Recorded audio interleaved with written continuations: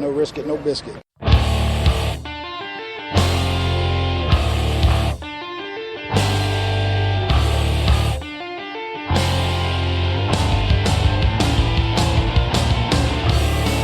Arizona Cardinals fans, do you see red?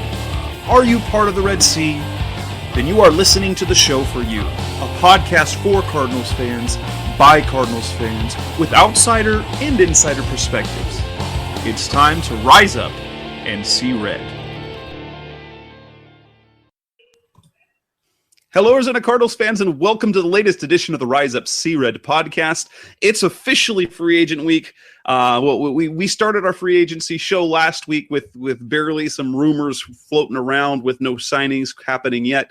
This latest edition of the Rise Up See Red podcast, we are going deep into free agency with the Arizona Cardinals, their re-signings and everything. I'm your host, Jess Root from CardsWire.com, the USA Today sports media group, NFL Wire site covering the Arizona Cardinals.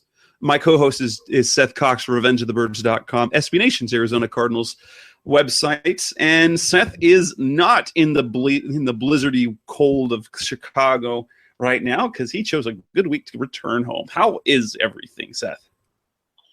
It's good, Jess. It's warm outside. My allergies are just eating me alive. But other than that, I'm not in 10 inches of snow, so I can't complain too much.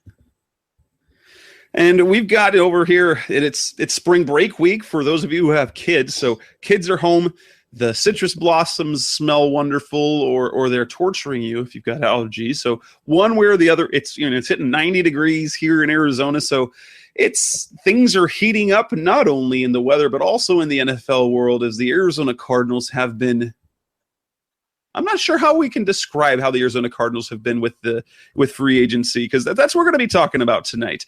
The Cardinals have re-signed a few players. They've lost lots of players, and they've signed a few others with a particular trend that we're looking at. We're going to run through each of those. We're going to go deep. We're going to go down into each and every move that they've made. We're going to talk about the re-signings, the guys that they've come back, how they fit, are the deals good or not. We're going to talk about who they've lost and how much they've lost, and then what they're going to do about that. And then the few gains that they've gotten, what kind of the positions we think still might be addressed, and kind of what the outlook of the offseason is now, because we're kind of getting a picture of what's happening with the Cardinals for the 2017 season. So let's go ahead and get started. That'll be what we're going to start with here on Rise Up See Red, the Rise Up See Red podcast. This is episode 152. We're going to talk about specifically, we're going to start with re-signing. So that's next up. Here on Rise Up See, we're going to be talking about the re-signings that the Cardinals did. And we'll kind of go through that. Now some of them we already knew. We knew about Chandler Jones' deal last week, but some of the contract numbers are in. 5 years, $82.5 million, $15 million signing bonus, and really only $22 million guaranteed. His $7 million salary for 2017 is guaranteed. And then after that, his salary goes up, and it actually declines over the last two seasons. We already discussed the fact that the Cardinals kind of got a deal. But now that we have the guaranteed money and the signing bonus and the cap hit, are you more or less pleased with that deal? I think you're pleased with the deal. I wrote about it last week when just the initial figures came out, and you and I discussed it. It's gonna if he produces, and I'm not even saying if he produces 15 sacks a season, if he produces where he's been in his career averages, it's going to be a steal. I mean that's what it's going to be, because the cost right now is so absurdly high for pass rushers. So you get a deal that's less than Olivier Vernon for a guy that's produced double. I think you have to be happy, with that return, and that's the way you kind of focus on it and enjoy what he's going to bring. We'll see now. Obviously, if he continues to produce, all contracts look bad if guys don't produce following them. Well, and in terms of the cap, I mean, this year is very reasonable. It's 10 million against the cap this year. It goes up to 15 and a half in 2018. But 2019, that's the biggest part. We get to 19.5 million against the cap. However, it's in 2019 you can start thinking about, is it worth keeping him around if he's not producing? At that point, it would still be $9 million in dead money. So they would save. They would say, if it weren't working out after 2 years, they could save 10.5 million against the cap and cut him loose. And then after that, year 4 and year 5, the cap savings are significant, but still some dead money there. They'd save 13 million in 2020 if they needed to cut him loose, and then 15.5 million in 2021 with 3 million dead money. So I like how the deal is structured, and based on his age, you're in a situation where if you start seeing the production dive, you can still save significant money after 2 years. And you have to figure that providing he's healthy, you're going to get consistent production at least out of those 2 years, and likely 3 until, he gets into the 30s. And then after that, you kind of say, okay, we're going to go from there. Some pass rushers we know can kind of blossom and bloom into their prime at right about the age right now where Chandler Jones is, and then continue to be consistent after that. And others we've seen where the production just, it's like they fell off a table and it's gone. I love the way this contract is structured, and I'm actually kind of pleased, really surprisingly pleased at the way most of these contracts have been set up this offseason. Yeah, outside and it's not a bad contract by any means, and I think it just comes off when I question it. But like the Jermaine Gresham contract, that's the only one I had a problem with because of the fact that Martellus Bennett got less money and is better at what Jermaine Gresham is getting paid to do in Arizona. Now, again, if the Cardinals focus more on Gresham and utilize him up to his ability, this isn't questioning his ability. This is just stating if they utilize him in that way, then I think it'll be worth it. The problem's going to be Arians hasn't utilized a tight end since Indy. So year 5? So 6 seasons ago. So it's going to be one of those if you're not going to use a guy to be more than a run blocker, extended blocking guy, why are you investing that much money? That's all. And here are the numbers for the Gresham contract. 4 years, $28 million. So it's an average of $7 million per year. He got $7 million up front in a signing bonus, $16.5 million total guaranteed. And it goes like this. So he got $7 million up front. His salary this year is fully guaranteed at $2 million. His $5.25 million in 2018 is guaranteed for injury only. And then after that, I believe it comes down to, it's just after that, I think it's his. The one thing I don't know about the structure, he's got $750,000 in roster bonuses, it comes out to $15,625 per game active. That covers 3 seasons. I don't know if it's years 1, 2, and 3 of the deal, or it's 2, 3, 4. I'm supposing it's years 1, 2, and 3. Say what you want. I'm under the. People saying, oh, can't believe the Cardinals paid more for Jermaine Gresham than the Packers did for Martellus Bennett. And I see this a couple of different ways. Well, one, Jermaine Gresham's 2 years younger. Martellus Bennett's already at age 30. And in terms of the per year average, it's the same. He got 3 years, $21 million. Gresham got 4 years, $28 million. And then obviously the guaranteed money was less for Bennett. However, what's really fully guaranteed is only year 1, and year 2 is really only guaranteed for injury. But the way the contract is structured, and it's a smart thing for what the Cardinals did. Basically, he's locked into 2 years. It protects him essentially up through age 30, which is not a bad thing to do. They keep him, and he gets, because if he gets cut year 2, it's almost a wash in terms of what would be the salary cap. It's almost worth nothing to cut him in year 2. After that, because of the $7 million over 4 years, you've got some dead money in year 3 and year 4, but the cap savings are still there, and you still cut him loose after age 30, or he produces beyond that. And so I think a couple of things happen there. While Bennett is considered the better player, Jermaine Gresham at 2 years younger we've seen big production from him before.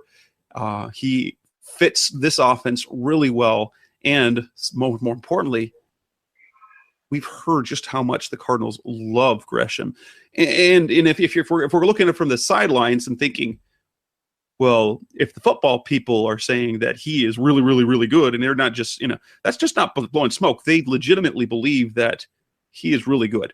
I don't have a problem with the deal because it's not a bad deal, in my opinion. It's not a bad deal. Is it more that does it surprise people across the league that it was a better deal than Bennett? And maybe it should, but I think the age and familiarity in the office, because had the Cardinals done the exact same deal that the Packers did for Bennett, I don't think they get the same type of production, even though Bennett is the better receiver and better blocker by all accounts, because he hasn't been in the office as long, and you see how long it took for Gresham to get integrated. It took him nearly a season and a half to be integrated into the office. On top of that, Gresham already did the Cardinals a favor by coming back on a real team-friendly deal, the $3.5 million last year, and turning down. They rewarded him for gambling on himself and coming back to the team, because he turned down, 4 years, $23 million with $12 million guaranteed a year ago, and he cashed that in for a little bit more money. And I think there's something to that as well. So it was part reward, part potential, and part just the fact that they really loved him and his age. He's in the prime of his career.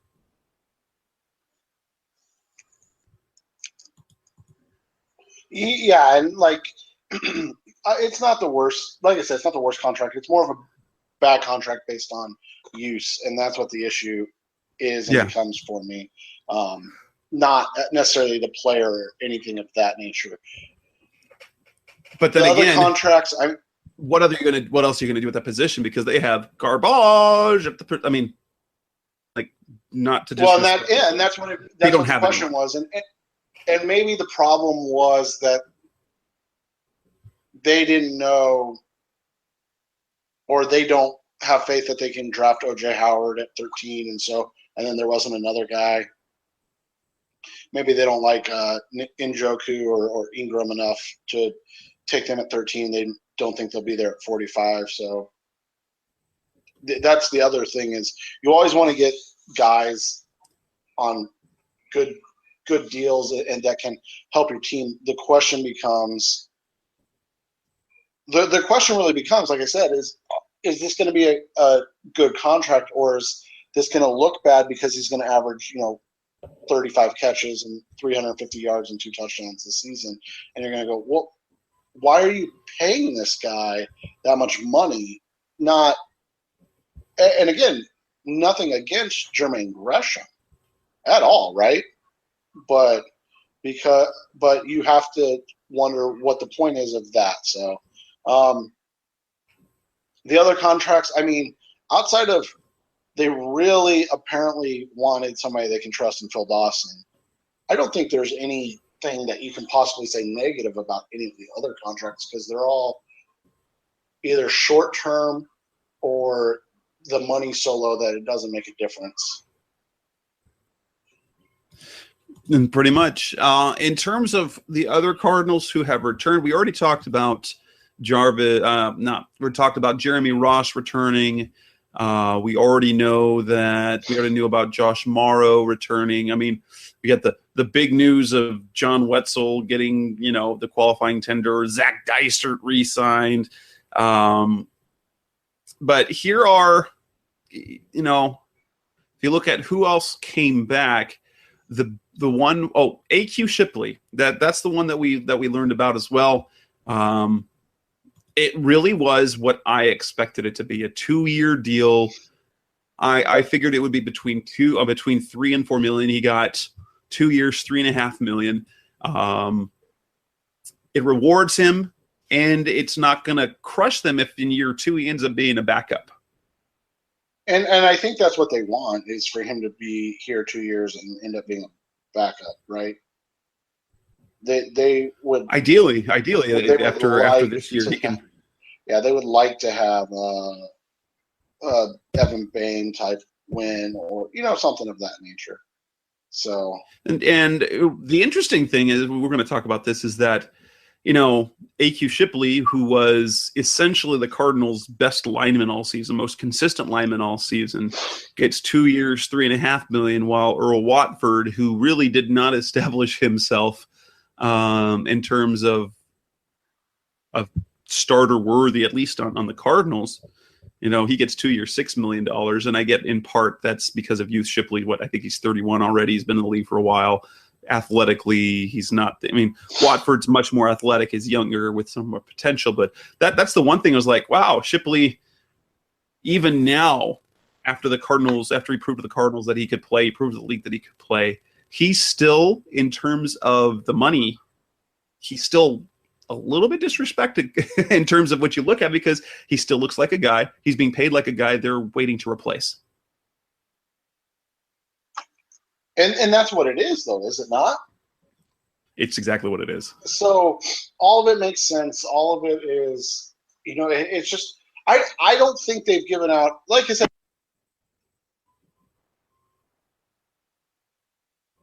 Lost you. Can you hear me again? Yes. All right. I guess my computer went to sleep. Oh.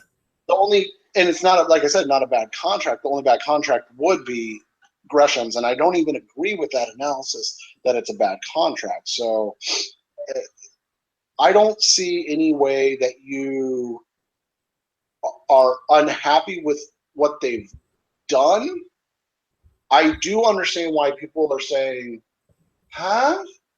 Like all this stuff, all these moves, all these losses of players, and this is what they've done. Yeah. This has basically been this offseason has been an interesting one so far for Cardinals fans, because going into this past season with big expectations and having it fall flat, I think they were, even though there were salary cap limitations, I'm pretty sure the pulse of Cardinals fans is they were expecting a splash or two outside, like landing a safety to replace Tony Jefferson, like a name out there, or landing a receiver who could be a number 2 or a guard, and nothing's happened yet. So it's kind of been, well, okay. And we're going to talk about that later in the show in terms of what it looks like, what this means for the Cardinals as they move forward.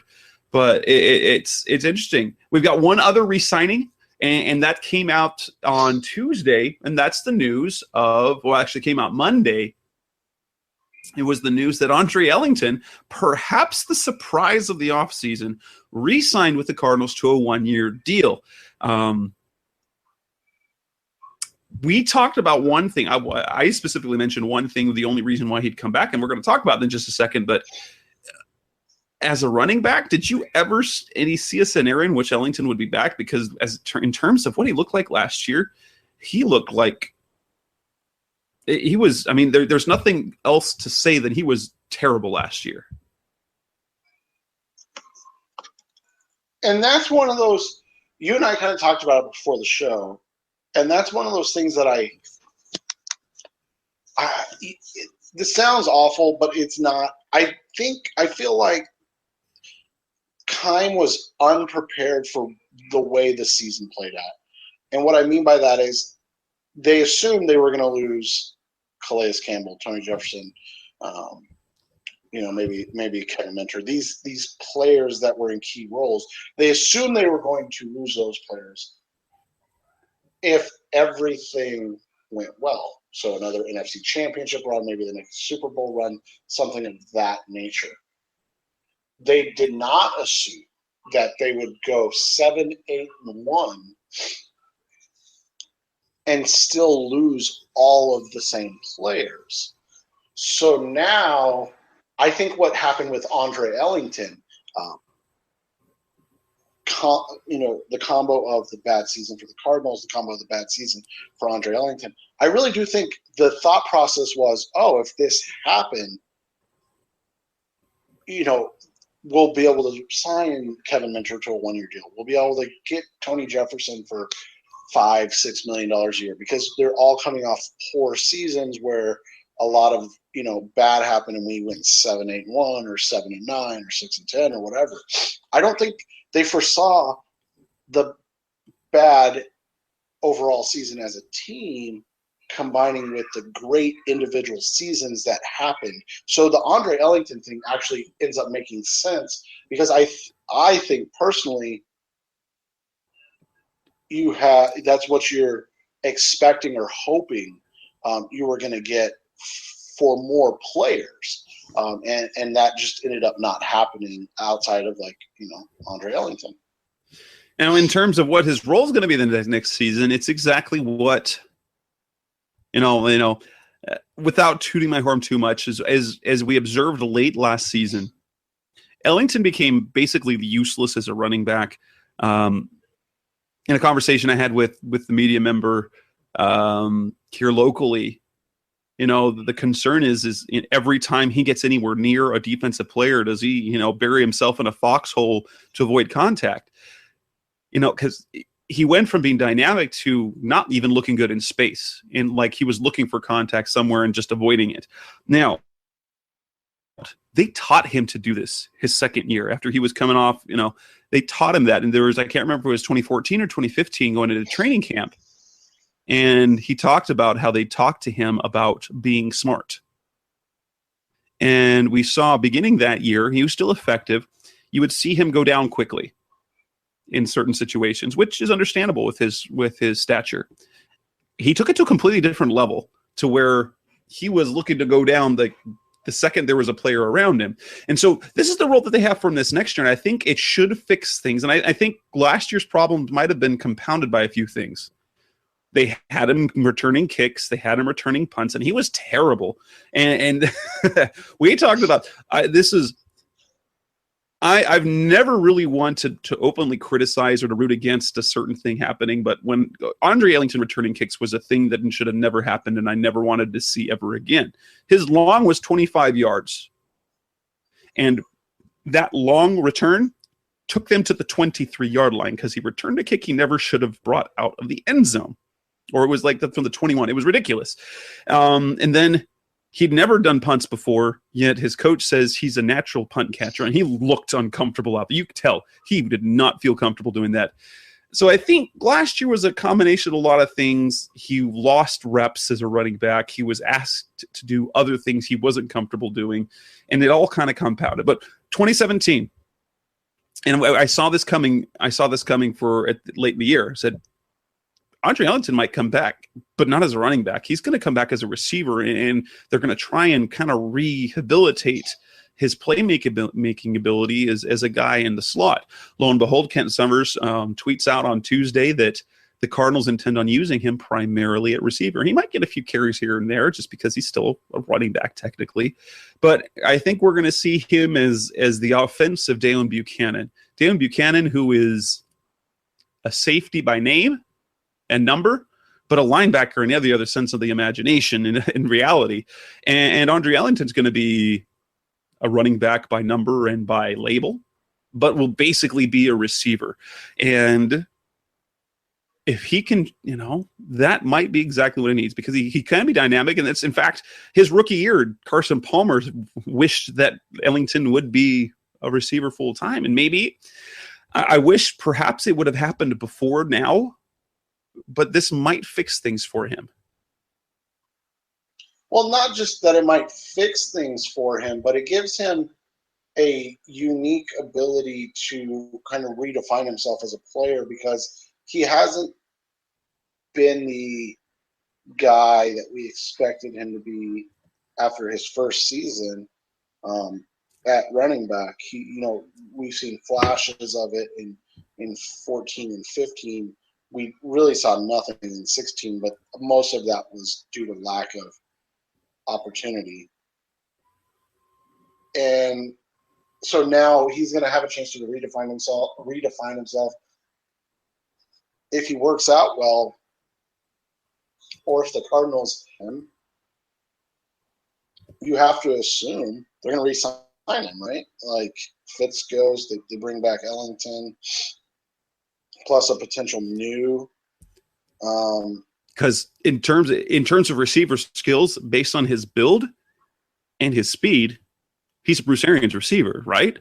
Yeah, exactly. So that's what you're looking for. Outside of, he's not overly fast, but he's not like a 4-3 guy, but he's gonna he's a guy that can move well in space and do some different things. And so you look at it though, and I think with Ellington, the whole thing becomes simply that you have a guy now that works best in space. He's always been a great receiver. And now you just want to, see how many touches you get him a game. He can only be a guy that gets 2 or 3 touches or receptions a game, right? Like, he's not going to get more than that, barring an injury to Fitzgerald or somebody else. Yeah, probably not. Not coming back healthy. But, I mean, especially with the new emphasis that we're going to get on Jermaine Gresham, right? True. Well, maybe they're gonna put 40 points a game, and they're gonna have receptions for everybody. And Carson Palmer's gonna throw the ball 60 times every game, and because they're gonna run 90 offensive plays. David Johnson's gonna carry it 30 times, and Carson Palmer's gonna throw it 60. Right? Right. Exactly. That's what's gonna happen. Yeah. So that wraps up the players that have re-signed. Coming up next on Rise Up See Red, we're going to talk about their losses, the seemingly significant losses. That's next on Rise Up See Red. Some brands offer you low finance, or cashback, or servicing. Renault don't do ors. We do ands. The Renault Kadjar with 1.91% APR and €1,000 cashback and 3 years servicing, saving you thousands. Renault, the brand with the ands. Visit your local Renault dealer. Finance is made under a hire purchase agreement. Terms and conditions apply. Deposit required subject to lending criteria. See Renault.ie. Hey sports fans, football season's here and it's time to get in on the action with MyBookie. MyBookie is the industry-leading sports betting website that offers real Vegas odds on football, baseball, and all your favorite sporting events. You can take a side, the total, or even fantasy points props. MyBookie lets you bet online and win big. Did the game already kick off? Don't sweat it. MyBookie has in-game live betting on every major league and event, even esports. There's no better time to join MyBookie than today. Go to MyBookie to open an account and start winning. Use promo code CHAMPION when you register for your account and get a 100% sign-up bonus up to $1,000 on your first deposit. Bet today. Visit MyBookie's website or call 844-866-2387. That's 844-866-2387. Check them out today and use promo code CHAMPION for a 100% bonus. Terms and conditions apply for entertainment purposes only. Void where prohibited. We're back on Rise Up See Red. Now we're going to talk about the losses. The Cardinals have lost, it seems like they lost everybody. And if you look at it, they kind of have. So this is the list. This is the list of the guys that they've lost. Now, it's important to note, several of these players they did not intend on re-signing. So, starting at the top of the big names, Calais Campbell signs with the Jacksonville Jaguars, 4 years, $60 million. Can't fault him for taking that deal. Tony Jefferson, 4 years, $36 million with the Baltimore Ravens. DJ Swearinger gets 3 years, $13.5 million. Marcus Cooper gets 3 years, $60 million. They have no intention on bringing back Chandler Catanzaro. He signs a 1-year deal with the New York Jets. They have no intention of bringing back Earl Watford. He signs a 2-year deal for $6 million with the He joins Campbell at the Jacksonville Jaguars.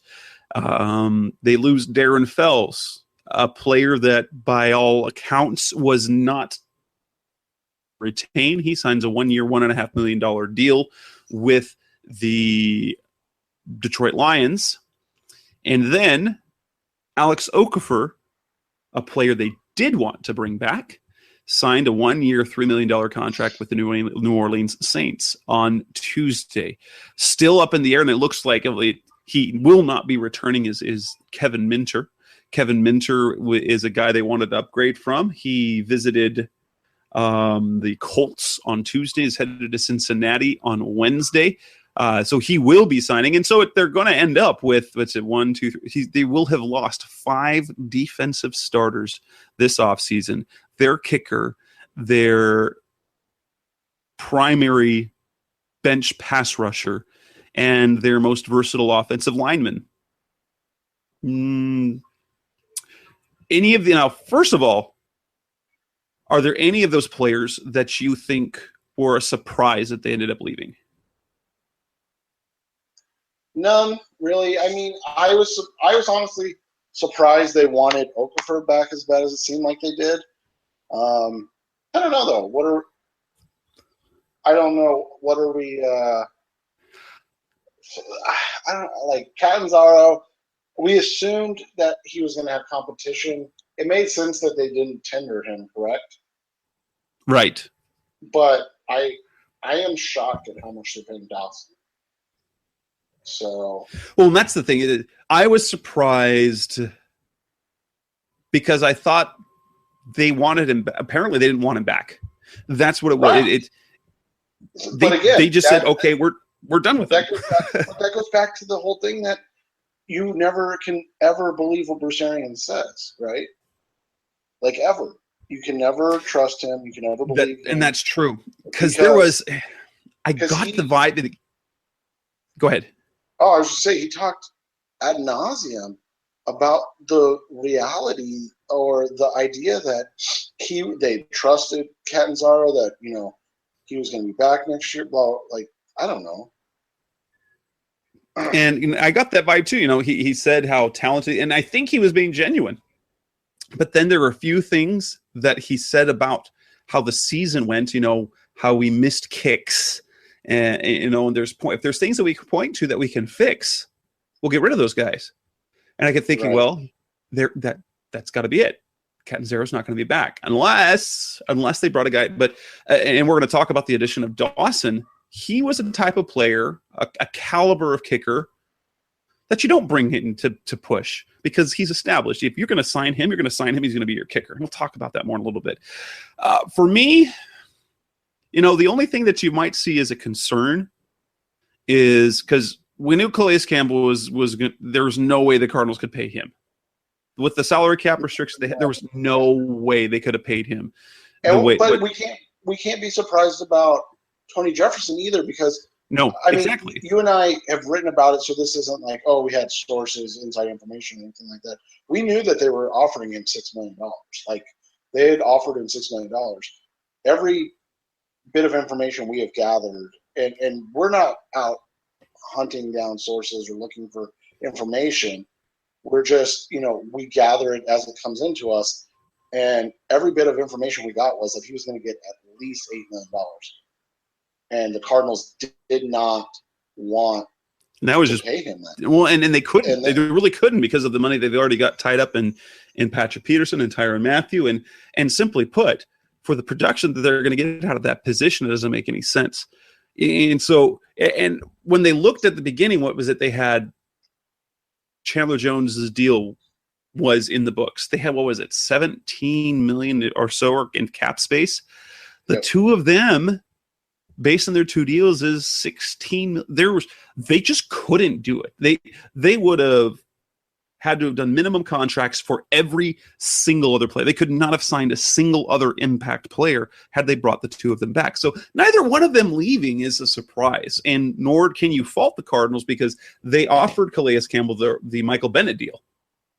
Yeah, they offered him $331, but again, we knew from everything we've heard and written about That was never going to be enough. No. That number wasn't enough. So it was going to come. They'd have to give up a lot of money to come back. And that's what the team was fine. This year.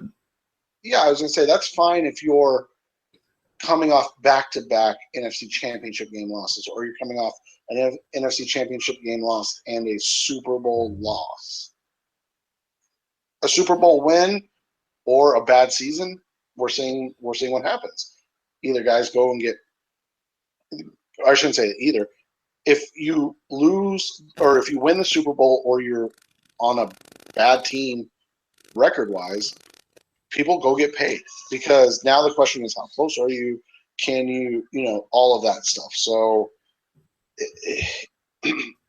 it makes sense that it happened the way it did, because why would these guys believe, if they just came back to the same team for less money, that they were going to be any closer than they were this last season? Exactly. And the two that you might be disappointed at are the fact. Now, DJ Swearinger got mixed reports on those. There were more than one. There was more than one person saying the Cardinals had no intention on bringing Swearinger back. Concerns of fit in the locker room, personality type thing. But then, with the news of Tony Jefferson going to be getting this monster deal, there were also reports that they were going to focus on him. So his leaving is not a surprise, since by some accounts the Cardinals were not interested in having him return. And Swearinger, and it makes sense, because I know we both wanted Swearinger back, but that was a classic sell high. Right. But I also think it made sense because they thought they were going to put most of their focus on Jefferson, which seemed odd for whatever reason, but everybody else knew that his financial or what he was going to get paid, apparently, except the Cardinals. And then it seemed like almost last minute they came back to Swearinger, right, as opposed to the opposite way. So then, why would he feel like he should do it? I don't know. Yeah, and that's especially with the focus on chemistry and smart players. Swearinger played really well, and we both liked his versatility and the production on the field. Was that a guy that you could count on to be a leader and to do well moving forward? Who knows? Marcus Cooper was a guy they wanted back, but it became evident that he was going to cost too much. Now, he ended up getting it wasn't crazy money. We've seen this before. He got 3 years, $16 million, so just a hair over $5 million a year. $1 million a year is not crazy money for a cornerback, although he basically had 1 year of he had one decent year, and then his rookie year was okay as well. We've seen, if you're a starting caliber cornerback and you're young and you have size, you're going to get $5 million a year. Justin Bethel, they gave him $5 million a year. Greg Toller back in 2013, he got nearly $5 million a year, and that was 2013. So, which leads us to the question. They wanted him back. Either they don't believe enough in him to commit those 3 years or that $16 million, or they're happy with the cornerbacks that they have. And that's an interesting thing, because they're in the exact situation they were a season ago, only they have Brandon Williams now as opposed to just drafting him in April. To say that they're comfortable with what their cornerback's position is now is kind of odd. Well, and I think we're going to see if they really are, right? Like, if they draft a corner high, then they're not. If they take a corner on day 2 or 3, then it can be argued that that's just going with, the best option or the best player at that point in time. But if they take a cornerback at 13, you have to assume that, again, Bruce Arians and Steve Keim were lying, and they were just kind of holding their cards close to their vest and didn't want anybody to know that they were looking at the corners and interested in finding a corner. Kevin Minter's going to be out the door, which is, I'm surprised that they're just, we know why they were decided to move on, because they brought a guy in. But I'm surprised that they didn't leave him as an option, especially since a guy, and there was an interview that on Easy Cardinals that Lisa Matthews, one of their staff there, did with Larry Foote. Larry Foote, Kevin Minter. He's, not super athletic, but he's smart. He's tireless in his work. And I'm surprised they didn't think about bringing him back. But all of that said, doesn't that say to what they think of him as a player? Pretty much. And that's the hard part for me is Dansby at 35 really that much better than Kevin Minter? Or maybe it's the 1 year of Dansby and being able to bring in a Hassan Reddick at 13, or maybe they get a Jared Davis at 45, or another like a Duke Riley in the third round. Maybe that's why they're comfortable with what they did, because they're at the same comfort level, or they think that there's no fall off between a 35-year-old Dansby and 28-year-old Kevin Minter, but they don't want to invest because they think that they can get a better player or a more upside player in the draft to replace them, which is what I think is happening with a lot of the moves they're making. Exactly. And that brings us to the part of the players that they've lost. I don't think there's really anything we need to say about Earl Watford. They clearly didn't think he was the option to start at guard, since he had every opportunity to start at guard and was inconsistent at best. There's potential there, and I'm glad for Earl because he's a good kid. In terms of his value to the Cardinals, it was clear that he never really was an option. So the players that they lost aren't, for the most part, no surprise. But it just seems, and I think what we have to do is we talk about in just a little bit of the players that they've brought in. It's the imbalance between the players that have replaced them and the losses they've had, especially when you look at this was a top 10 defense statistically. Now, what that means, I'm not quite sure. We've had this debate before. Was it a farce of a top 10, or was it a top 10 that just was? They were a good defense that was close to being great, or was it fake? They were statistically a really good defense, and they've lost half their starters. Right, but I think the plan was for some of this to happen. I don't think. Again, I go back to I think they had in place this idea that if we're good and we do well, then we can sell it that we need to make these changes. I don't think that they assumed it was going to be the issues that they had, and then they're going to have to make all these changes too, right? I think that's where the disconnect is. But you have to at some point have the kids play, and that's what great teams do, is that they end up bringing in their rookies, and they end up bringing in their young players, and then eventually they become special, maybe too strong a word, but they end up becoming really good, right? So that's what you end up watching in this whole thing. So I think that's where the Cardinals kind of are, but it just didn't. The transition wasn't smooth like they expected it to be. Exactly. We'll go over to the final segment on Rise Up Seed Red next. Coming up next on the final segment is we're going to talk about the players that they have signed, where they fit, and then we're going to talk about as well what might still be to come towards free agency. So that's coming next on Rise Up Seed Red. Some brands offer you low finance, or cashback, or servicing. Renault don't do ors. We do ands. The Renault Kadjar with 1.91% APR and €1,000 cashback and 3 years servicing, saving you thousands. Renault, the brand with the ands. Visit your local Renault dealer. Finance is made under a hire purchase agreement. Terms and conditions apply. Deposit required. Subject to lending criteria. See Renault.ie. Some brands offer you low finance, or cashback, or servicing. Renault don't do ors. We do ands. The Renault Kadjar with 1.91% APR and €1,000 cashback and 3 years servicing, saving you thousands.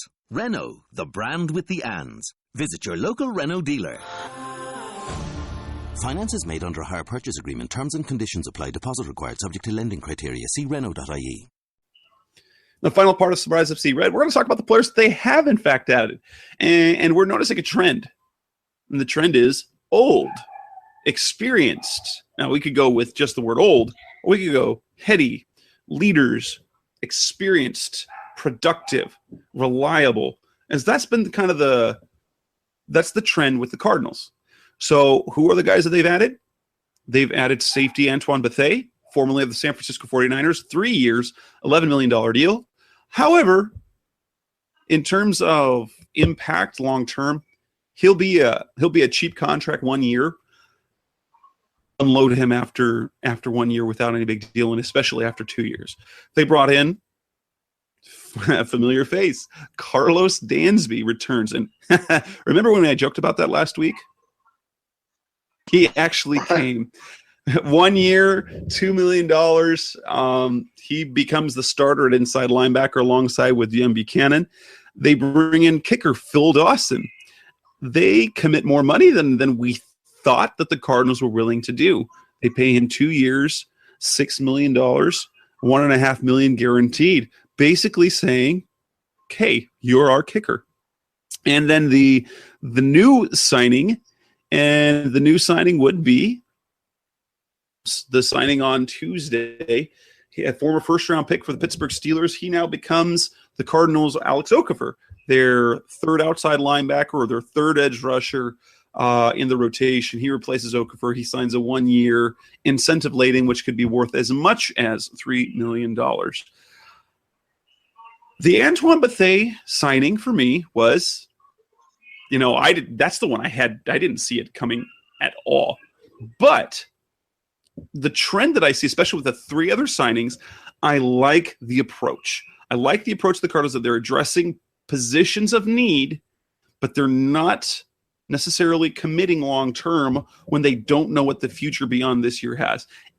And the problems that the Cardinals had were mental issues, character issues or chemistry issues. They brought in high character, high football IQ veterans who not only are veterans, but are consistent and have been playing at a high level for a long time. Antoine Bethea, I think, is a solid pickup. And as we know about the safety position for the Cardinals, even though they were in a bad spot, losing both losing both Jefferson and Swearinger, safety's a position that... Oh, no. Let's just cancel the season. Ross Peterson. But the safety position is one that's fairly replaceable. That's not a position Steve Keim said. That's one of those. That's not one of those positions you want and spend a lot of money on because you can find safeties. And based on what we've seen outside of Jefferson and Swearinger over the years, the league does not value Arizona safeties because they produce seemingly because of scheme. Right, and I think it also goes back to what we kind of talked about a little earlier, is that then it doesn't restrict them at any position in the draft. So if they want a safety. If they want a safety at 13, and they take a safety at 13 because Bethea can coach him up basically this year, help him out, and then whether it's half the season or after the season, and then you get a transition, and then you have a cheap safety veteran on contract for when Tyvon Branch leaves. So it's a no-brainer. It's the same thing I just said about Dansby with all the linebackers. So you just kind of look at what they did, and a lot of it was placeholders, and that's not a bad thing. It was getting guys that can produce at the same level, or as you said, that safety spot seems to be where you can just kind of plug a player in. And he's going to get 90 tackles. Right. And, well, not just 90 tackles, but he's going to produce at a higher level than most players do. And so for those years, you're going to be okay. You're going to be in a good spot, and you're just not going to worry about it. I've said all along, I think the only loss that hurts this team in the immediate is Calais Campbell. And they're even prepared. And that's not because – and they're prepared at that position because right. if they have a number of players. If they can replace his production, and they don't even have to be dominant. They just need to be solid. And now, granted, we haven't seen it yet, but they talk about Gunter, they talk about Kimdichie, they even talk about Xavier Williams as their teammates talk about him as monsters. So they are players who could be potentially on the cusp of breaking out as really good players. We don't know. That's the only thing, is that's where you have the unknown. At safety, you're going to be fine. You think you're going to be fine. After all, when it was Rashad Johnson back there, and he's smart. They got the job done. They had a top defense then. They bring back Tyvon Branch, or they don't cut him, and so now you're okay with depth because you've got three safeties that can play in Matthew and Bethea and Branch. And then you bring in a young player, or you have a Trevon Hartfield develop, or a Harlan Miller who can play, and they got production from them too. So it's really good. Now, Dansby, this is a perfect example of a player we never should have let go. And we talked about this years ago. They should have cut ties with Darrell Washington and signed him to the deal, because the production that he continues to put up is really uncanny. Last year he wasn't even a starter, and he still had 114 tackles. Kevin Minter had, 95 or 96. Dansby still moves extremely well. He's really smart. And so you're not going to lose anything in production. And the value that he will have for Dan Buchanan, remember what we saw in 2013 with Dansby in Washington? There's that potential to some degree this year with Dansby and Dayon. Yeah, and you just need that production front, and that's where, I think the loss of Calais could hurt the most, is that you need production up front from guys to allow those players, because you got to remember those guys were playing behind Dan Williams, who maybe was the best nose tackle in the NFL at that time when he was at that point, and so those guys got a lot of free runs on downs to get to their assignments and get in those lanes. So now the question is, can Corey Peters produce that way? Do they, can Gunter, can DJ, if they bring Frosty Rucker back, Josh Morrow, can all of those guys help to give them that same freedom and ability to kind of, be creative in their playmaking? And, then Phil Dawson, the addition of Dawson, I think does wonders. He's 42 years old, but in terms of a kicker, he doesn't really miss.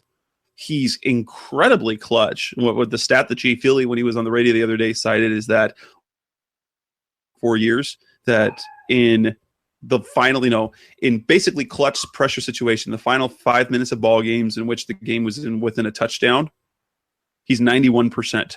91%. And that is where the big difference between he and Chandler Catanzaro, because they both had basically the same like I think it was the exact same kicking percentage for field goals over the last 3 seasons.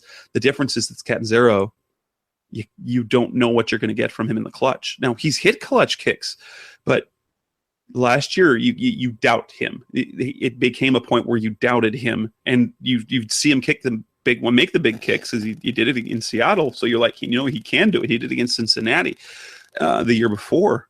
So he can do it, but you can't always count on it. And Dawson, you can.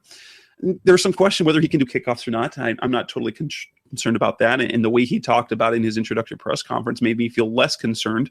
One, he can place the ball. Two, anytime he was asked to kick a touchback, he could. And the Cardinals have 2 punchers on the roster who are also able to have big kickoff legs in Richie Leone and Matt Wild. They both can do it. Yeah, and the Dawson thing makes sense because they need somebody that the team has faith in, that they have faith in, that can produce at the end of games, when the game's on the line. Dawson's kind of been there, done that his whole career. And like you said, he brings another veteran presence into the locker room. So now all of a sudden, you wonder how much that – Butler wasn't a young guy, but he was relatively young. So you wonder how much having a young long snapper, a youngish punter and a young kicker kind of worked against them and what they were doing. So. And Catanzaro's best year was the one where you felt the most confident in him was when he had a Dave Zastudil in the locker room. And Dave Zastudil, long-standing veteran. And then, 2015 and 2016, you go through 2015, you had Mike Leach as a long snapper, but then last year you went from experience to inexperienced because, Drew Butler wasn't experienced in the league. He played, Cameron Canaday, fresh, he was green, and Catanzaro's still young. And so they bring in Brewer, who's experienced, but now they bring in a guy in that special teams room who is the leader. He's the leader of that group. He knows how to prepare. He knows how he's going to tell the guys, let's do it this way. And after hearing him talk, I'm excited about that signing because he's legitimately excited to be here. And he's a guy that you, like I said, you can trust, and he's been there. He's been successful. He's kicked in pressure situations. It was kind of a no-brainer. I think it was a little more than we expected them to spend on a kicker. But you and I talked about it in the previous show. If they wanted that confidence, if they wanted, everything,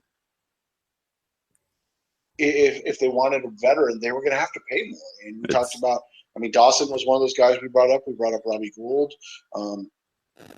We brought up one more. I think we said Greg Zuerlein. You look at that, and all those guys got paid around the same amount, so it makes sense. Yeah, and then the one signing which happened on Tuesday was the one that isn't necessarily the one that makes the most sense. He replaces Alex Okafor as Jarvis Jones. The first-round bust of a pass rusher from the Pittsburgh Steelers. In 4 seasons, he has 6 sacks, and he doesn't have the time off, like the injury. He doesn't have the injury excuse that Alex Okafor has. So he's an interesting addition because at least Okafor had your ideal size and frame and athleticism that you like. Jarvis Jones, we're looking back at the draft, he's lighter and less athletic than Marcus Golden. As a third pass rusher, maybe that's not a bad thing. I don't see him as being really any sort of impactful addition. I know they intend him on playing special teams, but I'm not excited about the signing at all. And I just assume see Kareem Martin getting those reps. I think it's one of those interesting signings where you get a guy to try and see if you can get something out of him after he kind of busted out somewhere else, and you get him on a cheap, kind of prove it deal. I think that's what they're reaching for here, and we'll see if it works. It doesn't make sense because he's not the same type of player Alex Okafor is. So they're going to have to utilize him in different ways. Now, I think you'll see more Chandler Jones and Marcus Golden on the interior, right? Because I don't think you can put Jarvis Jones in there. So you got Chandler and Golden with hopefully Kimdiche at that point playing in that speed package. And if you bring Jones in for that speed package, he's got to work exclusively off the edge. I mean, I don't imagine that you're going to put a guy that's under 250 pounds. I think he's in the 240s still. I don't think you're going to put a guy in the 240s as a defensive tackle anymore. Right? Unless they have him as, I think they used, when they brought Okafor in the game, he was a stand-up inside rusher, kind of rushing from an inside linebacker spot, unless they plan on using Jones in that sense. And maybe that makes a little more sense, but it does give him further to go. When you're not super fast, that's not necessarily the best way to go. Exactly. So it's gonna be interesting to see what they do and how they utilize him, because he's not the same type of player, and so that'll be what matters. So looking ahead with what's left in free agency, what moves are left for the Cardinals to do? They don't really have. I mean, as of this morning, they had, according to the NFLPA, $18.8 million, and I think that included everyone. But now you bring in Jarvis's deal, and that's going to eat up another probably million, although potential for $3 million. They've got basically $10 million to work with, and if you want to be safe, I believe $5 million to work with. There's two areas that are sort of red flag-ish to me. One is guard. It's interesting to me that they have made no effort publicly. There's been no reports. There's been zero effort to target a guard. And outside of bringing back Marcus Cooper, there's been no effort to bring back a cornerback. Now, cornerback is kind of an iffy position. They're gonna. I mean, I can see where they're going to be okay with Bethel and Brandon Williams. I've joked about hey guys, how you feel about Brandon Williams and Justin Bethel, because I think that might ultimately what it be. Now, Gerard Powers, Brandon Carr. If you're looking at the trend the Cardinals have gone, you're looking for a Mike Jenkins type signing. I don't think they bring Mike Jenkins back though. I wouldn't rule it out completely, because, well, what's been Mike Jenkins' knock? It's been his durability. And what did he do in the matter of 2 weeks? He broke his arm and tore his ACL. So he's the profile of the guy, a guy who's had success, a former Pro Bowler, who's got size and experience, but doesn't have to necessarily start. He's the guy that you'd want in there. Gerard Powers could be in that mix, although if he can do an adequate job at starting, even on the outside. He's going to be smart. He's going to be heady. He's not ideal, but you could live with that. But a guard, that's the one area where I'm like, they're really not going to do anything. They're gonna bank on Evan Boehm playing well, because that's odd. As much as I like the potential of Boehm even at guard, is he really this year's DJ Humphries at a different position?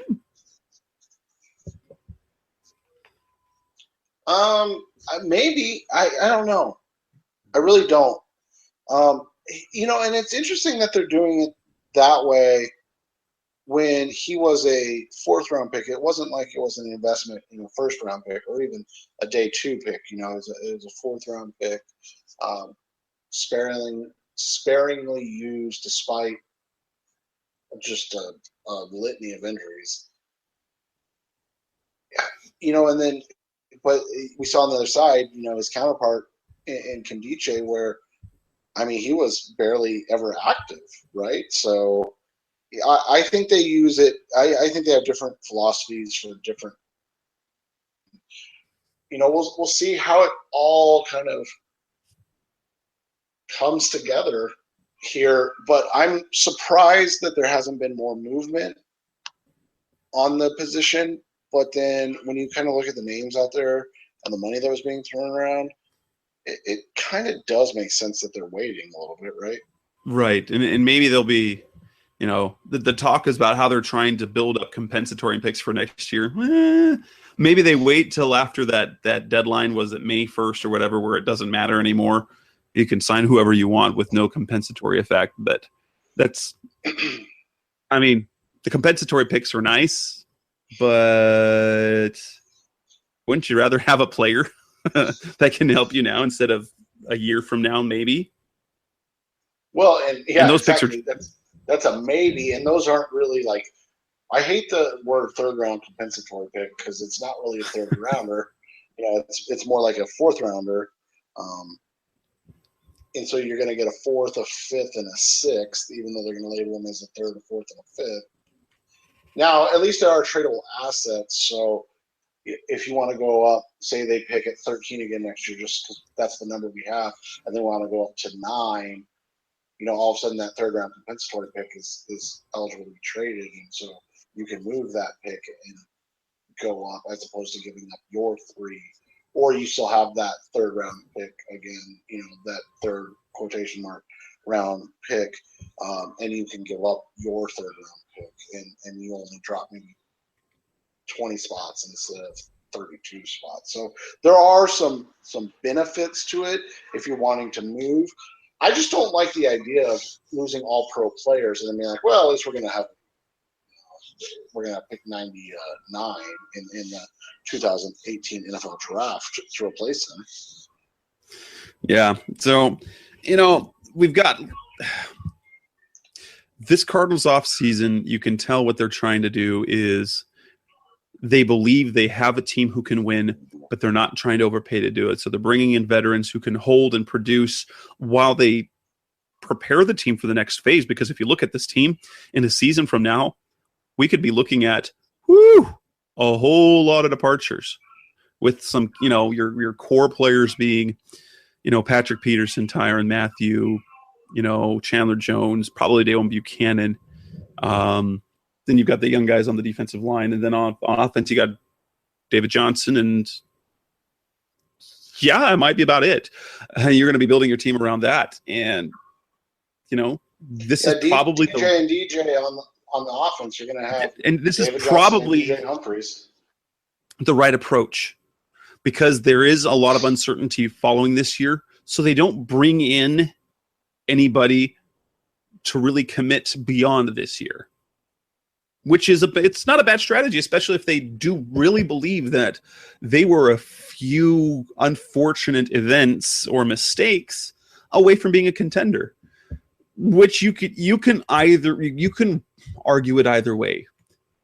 You could say they just weren't good enough, and they won't be good enough because they had over performances in 2015.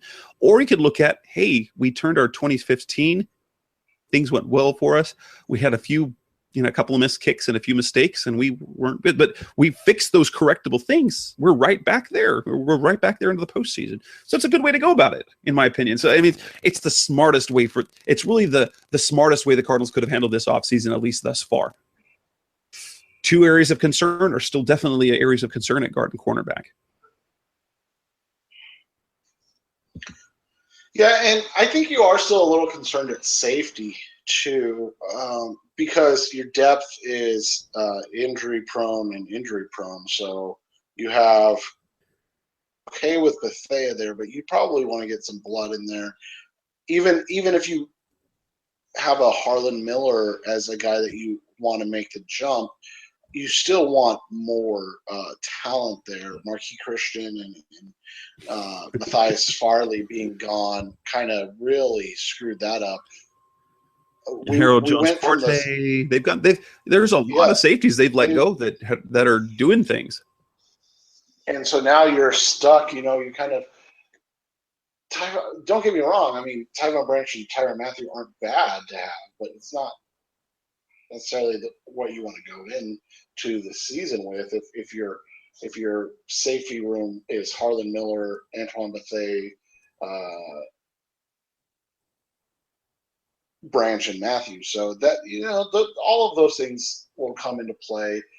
The draft is good at positions of need for the Cardinals outside of maybe quarterback, so that's going to be helpful because they can find a day 2 corner or safety. They can find a day 2 guard.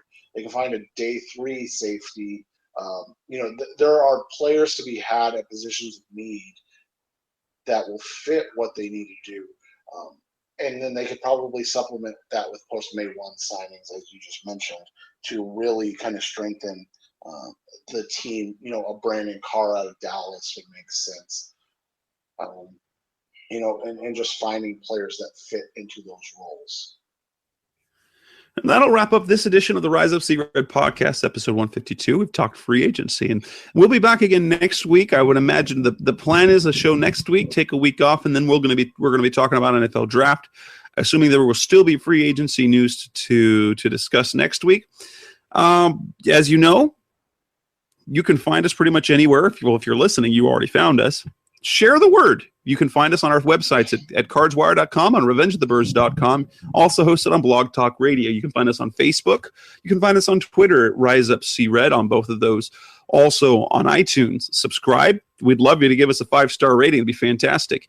Google Play, Stitcher Radio, and pretty much anywhere you can find fine podcasts. We'd like to think that we're one of them. On behalf of Rise Up See Red, I'm Jess Root from cardswire.com, and that's Seth Cox from revengethebirds.com. That's another episode. We will be back next week to talk more free agency. Rise up, see red, go Cardinals.